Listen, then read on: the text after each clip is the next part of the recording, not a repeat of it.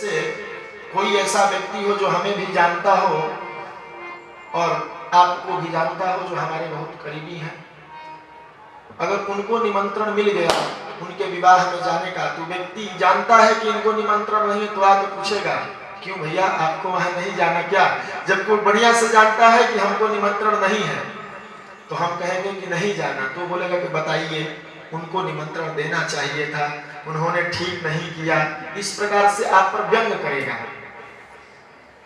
अब जब सती जी की जो और 15 बहनें थी, उनके यहाँ दक्ष ने निमंत्रण दिया था और बहनें जानती थी कि सती के यहाँ निमंत्रण नहीं है, फिर भी बहनें अपने बहन को जलाने के लिए कैलाश पर्वत के ऊपर से ही विमान से चढ़ चढ़ करके जा रही है। सती मैया ने देखा बहनें अपने अपने पति के साथ कहाँ जा रही हैं, पुकारा तो बहनों ने कहा क्यों बहन जी तुम्हें नहीं जाना क्या? हम तो पिताजी के यहाँ जा रहे हैं, बहुत बड़ा यज्ञ हो रहा है। अब भैया जब सती मैया ने यह बात सुना कि पिताजी यज्ञ कर रहे हैं और हमको निमंत्रण नहीं, हो सकता है काम में व्यस्त हो, हमें ऐसे ही जाना चाहिए, और शंकर जी के पास आकर के कह रही हैं कि ये प्रभु, कहते तो हम एक बात कहती आपसे। शंकर जी ने कहा हाँ सती बताओ। सती जी की भाषा का मर्यादा देखिए कि सती जी शंकर जी से कैसे कहती है, और प्रत्येक स्त्रियों को सीखना चाहिए कि पति से कोई बात मनवानी हो और पति का मन ना हो तो हमें कैसे पति से बात करना चाहिए। सती जी कह रही हैं कि प्रजापतिस्ते स्वसुरस्य सांप्रतम् निर्यापितो यज्ञ महोत्सवः कि वयं च तत्राभिसराम वामते यद्यथितानि विबुधा व्रजन्ते। पतिदेव आपके ससुर जी यज्ञ करा रहे हैं। सती जी ये नहीं कह रही कि मेरे पिताजी यज्ञ करा रहे हैं, सती जी कह रही है पतिदेव आपके ससुर जी यज्ञ करा रहे हैं। प्रजापतिस्ते स्वसुरस्य सांप्रतम् निर्यापितो यज्ञ महोत्सवः किल। आपके ससुर जी यज्ञ करा रहे हैं और हमारी इच्छा है वयं च तत्राभिसराम वामते, हम आपके साथ उस यज्ञ में चलते हैं। शंकर जी ने कहा सती बात तो ठीक है पर निमंत्रण मिला है। तो सती मैया ने कहा प्रभु हो सकता है पिताजी काम में व्यस्त हो तो निमंत्रण कहाँ से आए, पर नियम तो एक यह भी है कि अनाहुताय अभियन्ति सौहृदम् भरतो गुरो देह कृतस्य केतनम्।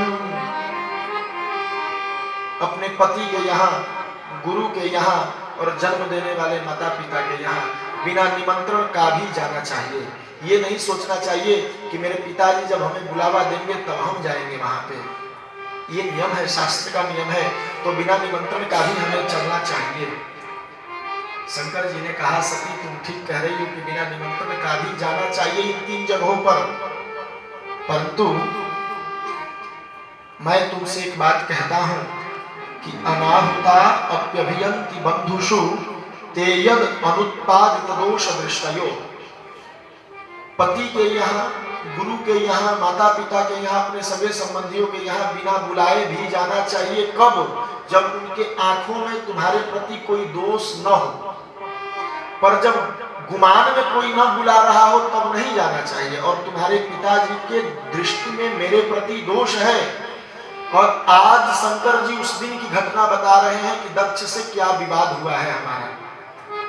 शंकर जी कह रहे सती मैंने मानसिक प्रणाम किया था तुम्हारे पिताजी को, पर तुम्हारे पिताजी बुरा मान गए और हमें यज्ञ में भाग न देने का नियम बना दिया है। सती जी ने कहा अब आप ऐसी बातें करेंगे तो थोड़ी शोभा देगा, सब लोग आ रहे हैं, हम नहीं जाएंगे तो कैसा लगेगा। आप उस दिन की बात पिताजी भूल गए होंगे पर आप अभी याद रखे हैं। शंकर जी बोले सती हम ही भूल गए हैं, तुम्हारे पिताजी याद रखे हैं उस बात को। सती मैया बोली मेरी इच्छा है हम दोनों चलते वहां पे। अब सती मैया खड़ा होकर के बात शंकर जी से कर रही है, दृष्टि नीचे की हुई है, अपने अंगूठे से जमीन की मिट्टी को कुरेद रही है। शंकर जी चुप हो गए। और शंकर जी ने कहा सती मैं तुमसे एक बात कहूंगा, मेरी इच्छा नहीं है कि हम सब वहां जाएं, क्योंकि उन्होंने अभिमानवश निमंत्रण नहीं दिया मुझे अपमान करने के लिए, पर मैं तुमसे एक बात कहता हूं कि यदि व्रजस्यतिहाय मद्वचो भद्रं भवत्या न ततो भविष्यति संभावितस्य स्वजनात् पराभवो यदा ससद्यो मरणाय कल्पते। सती अगर मेरी बात टाल करके तुम वहां जाओगी तो मैं जानता हूं तुम्हारे साथ कल्याण नहीं होगा। भद्रम भवत्या न ततो भविष्यति, क्योंकि जब अपने लोग अपमान करते हैं तो मरने जैसा महसूस होता है। लोहा और सोना एक दिन एक साथ एक जगह पर रख दिए गए। लोहा ने सोना से कहा कि हम दोनों पीटते हैं और पीट करके हमें आभूषण या हथियार बनाया जाता है। तो सोना ने कहा कि हाँ भैया ये तो बात ठीक है, पर मेरे मन में एक शंका है। सोना ने कहा तो लोहा ने कहा कि हाँ बोलो क्या शंका है। तो सोना ने कहा कि मुझे भी हथौड़ी से पीटा जाता है, और लोहा ने कहा कि लोहा तुम भी हथौड़ी से पीटे जाते हो, पर तुम जब पीटे जाते हो तो बहुत जोर से चिल्लाते हो। लोहा पीटने पर बहुत अधिक आवाज करता है, पर सोना पीटने पर आवाज नहीं करता। सोना ने कहा भैया मैं भी पीटा जाता हूं पर मैं उतना आवाज नहीं करता, पर आपको जब पीटा जाता है तो आप बहुत आवाज करते हैं, ऐसा क्यों? तो लोहा ने कहा सोना तुम जिस हथौड़ी से पीटे जाते हो उसमें लोहा होता है, और मैं जिस हथौड़ी से पीटा जाता हूं उसमें भी लोहा होता है। तुम सोना होकर के लोहे से पीटते हो इसलिए तुम्हें दर्द नहीं होता, कम होता है, और मैं लोहा होकर के लोहे से पीटता हूं तो जब अपना अपने को पीटता है तो उसका दर्द बहुत अधिक होता है। मैं अपने से पीटता हूं इसलिए मुझे दर्द अधिक होता है और मैं जोर से चिल्लाता हूं। तुम सोना होकर के लोहे से पीटते हो, तुम्हें कोई गैर पीटता है इसलिए तुम्हें दर्द अधिक नहीं होता। शंकर जी कह रहे सती जब अपना कोई अपमान करता है तो मन करता है मर जाए, और ऐसी स्थिति हो जाएगी इसलिए तुम मत जाओ। और इतना कहकर के शंकर जी चुप हो गए। मैत्रेय जी कहते हैं कि शंकर जी क्यों चुप हो गए? एतावदुक्त्वा वीरराम शंकरः पत्न्यंगनासं भुवयत् संस्थितम्। शंकर जी दोनों तरफ से देख लिए कि सती का मरना तय है। अगर हम सती को वहां नहीं भेजते तो सती इस बेचैनी में मर जाएगी कि पिताजी के यहाँ यज्ञ हो रहा है और मुझे भेज नहीं रहे हैं, ये बात सोच सोच करके मर जाएगी। अगर सती वहां जाती है तो मेरा अपमान देख करके मर जाएगी। मरना तय है, बस चुप हो गए शंकर जी। सती शंकर जी के बातों को अवहेलना करके और एक साड़ी लेकर के निकल पड़ी घर से। शंकर जी ने देखा सती मान नहीं रही तो पीछे से नंदीश्वर गण आदि को यहाँ पर लिखा हुआ है ताम सारिका कंदुक दर्पणाम्बुज श्वेतात पत्र व्यदन सगादिभि। साड़ी, खिलौने, ऐनक, बिंदी, सिंदूर, ये सभी श्रृंगार के समान खेल की सामग्रियों के साथ शंकर जी ने पीछे से विदा करा दिया। शंकर जी जानते थे सती जा रही है, अब लौटना नहीं है, सब भेज दो, उनका जो सामान है भेज दो। सती गई है वहां पर, माता जी से मुलाकात हुई है, बहनें एक दूसरे में व्यंग कर रही है, देखो बिना निमंत्रण की आई है। माता गले से लगाई है पुत्री को और कही बेटी तुम्हारे पिताजी अभिमानी है, जानती नहीं हो उस दिन का क्रोध आज तक याद किए हैं। मैंने बार बार कहा छोटी बेटी है उसके यहाँ निमंत्रण दे दिया जाए, पर मेरी बात नहीं माने। बेटी तुमने बढ़िया किया आकर के। सती जी कुछ नहीं बोली, माता को प्रणाम करके। सब लोग एक अलग दृष्टि से सती को देख रहे हैं, अपमान की भावना मन में जग रही है। सती समझी अब आ ही नहीं हूं तो यज्ञशाला की परिक्रमा करके और तब निकल जाऊंगी यहाँ से। प्रतिष्ठा जहां नहीं मिले वहां नहीं रहना चाहिए। और सती मैया यज्ञशाला की परिक्रमा करने जा रही है, पर अरुद्र भागम तमवेक्ष चाध्वरम पित्रा च देवे कृत है रणं विभौ। यज्ञशाला की चारों तरफ परिक्रमा की, शंकर जी का स्थान कहीं दिखाई नहीं दिया, और यह बात सती से असह्य हो गया। यज्ञशाला में प्रवेश की और दक्ष को प्रणाम करके सती बोलने लगी, पिताजी आप शिव से अपमान की भावना रखते हैं, आप शिव से बदले की भावना रखते हैं, आप शिव को अपमानित करना चाहते हैं, आप शिव की महिमा नहीं जानते। यद्वयक्षरं नाम गिरेरितं नृणां सकृत् प्रसंगान् अघमा सुहन्ति तत् पवित्र कीर्तिं तमलंघ्य शासनम् भवानहो द्वेष्टि शिवं शिवेतर। शिव ये दो अक्षर जो अपने मुख पर ला देता है उसका कल्याण हो जाता है पिताजी, और आप उस शिव से द्वेष करते हैं जिसे देव नहीं महादेव कहा जाता है, आप उससे विरोधाभास रख रहे हैं। तो मेरे मन में भी एक जिज्ञासा आई है पिताजी। दक्ष केवल देख रहे हैं अपनी बेटी का मुंह और कह रही है सती मैया कि अब मैं इस शरीर से नहीं जीना चाहती। क्यों? क्योंकि मैं जीवित रहूंगी तो लोग कह देंगे ये दक्ष की बेटी है, और जो शिव से द्रोह करे मैं उसकी बेटी कहलाने की योग्य नहीं रखना चाहती, योग्यता नहीं रखना चाहती। मैं ये नहीं सुनना चाहती कि मैं दक्ष की बेटी हूँ। अब इस शरीर को त्याग कर दूंगी, क्योंकि इस शरीर में जब तक रहूंगी तब तक लोग यही कहेंगे ये दक्ष की बेटी है, और मैं ये संभाषण ये संबोधन नहीं सुनना चाहती।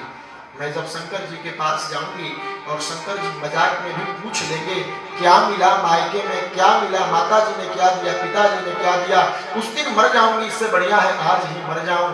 गोत्रम पदीयम भगवान विशद्भजो दक्षायनित्याह यदा सुब्रमणा। अगर दाक्षायणी कह देंगे आओ दक्ष की बेटी क्या मिला नैहर में, अगर ये पूछ देंगे तो मैं जीते जी मर जाऊंगी। इससे बढ़िया है आज ही शरीर त्याग देती हूँ। और यज्ञशाला में उत्तर दिशा की ओर जाकर के प्राणायाम चढ़ा करके योगाग्नि शरीर में प्रकट करके सती मैया अपने शरीर का दाह कर देती है। यज्ञशाला में हल्ला मच जाता है महाराज। शंकर जी के जितने गण गए थे सब यज्ञशाला में उत्पात मचाने लगते हैं।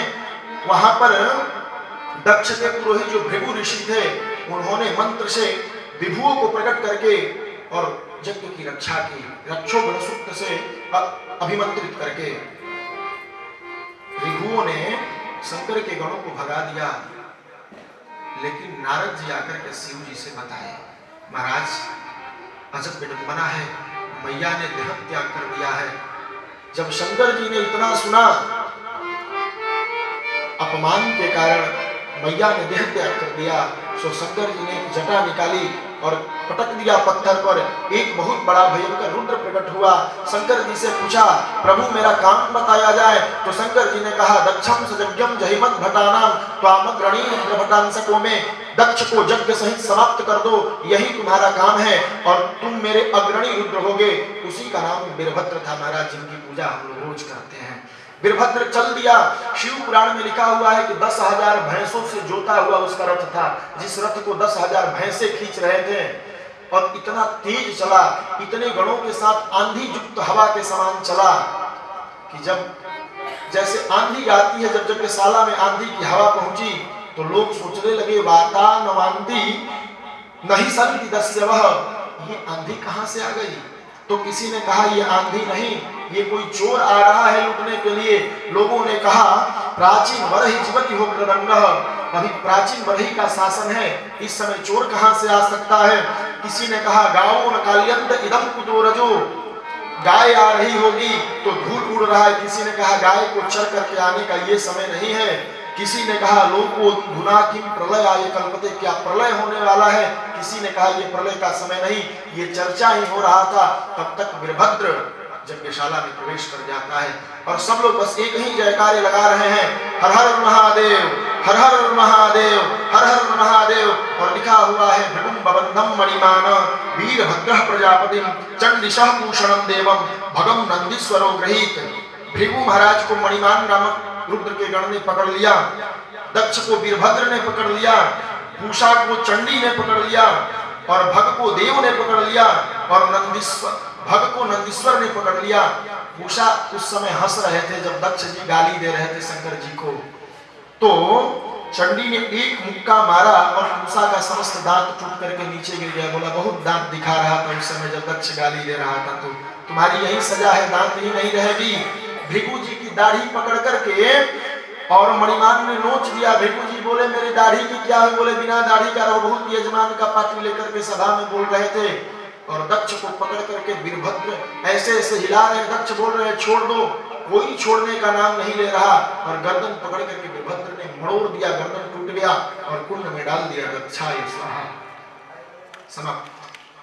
चारों तरफ हाहाकार मच गया महाराज, सब समाप्त हो गए। अब क्या होगा? यज्ञ बिना पूर्ण हुए तो रह नहीं सकता। ब्रह्मा जी के पास सब लोग गए। ब्रह्मा जी भोलेनाथ के पास आए। कैलाश पर वर्णन है, शंकर जी कैलाश पर विराजमान है। बाबा की स्तुति करके सब लोग जगाए। बाबा आंख खोले, बोले किधर चले हैं प्रभु? लोगों ने कहा महाराज आपके गढ़ जाकर के दक्ष के यज्ञ का विध्वंस कर दिए। शंकर जी ने कहा हम तो किसी से झगड़ा करते नहीं, अब लोग झगड़ा कर रहे हैं तो सजा भी मिलनी चाहिए। लोगों ने कहा महाराज माफ कर दिया जाए। अब हम नियम बनाते हैं कि कोई अगर यज्ञ में आपका भाग देना भूल जाए तो यज्ञ के अंतिम में जो सामान बच जाए तो समझ लेना कि ये आपका अंश है और इसी में आप प्रसन्न हो जाना, ये आज से नियम बनेगा। इसीलिए हमारे पूज्य गुरुदेव सरकार कहा करते हैं कि यज्ञ में जो सामान बचे उसे पंडित जी अपने घर न ले जाएं। रुद्र का अंश होता है, उसे भोगना पड़ेगा खाने के बाद, वो नहीं करना चाहिए। जो यज्ञ में सामान बच गया उसे छोड़ दीजिए यजमान के यहाँ। यजमान क्या करेगा वो जाने। आप अपने घर में ले जाकर के पाप के भागी क्यों बनेंगे? आप उतना ही सामान लेके जाइए जो आपको मिला है, क्योंकि जो यज्ञ में सामान बच जाता है वो सब शंकर भगवान का अंश हो जाता है। उस दिन से नियम बन गया। शंकर जी बोले बकरे का सिर ले जाकर के दक्ष में लगा दीजिए, वो जीवित हो जाएगा मेरी कृपा से और यज्ञ को पूर्ण कर लीजिए। बकरे की गर्दन लगा दी गई दक्ष में और दक्ष से बोला गया संकल्प बोलो, तो दक्ष बम बम बम बम बकरे की तरह बोल रहा था।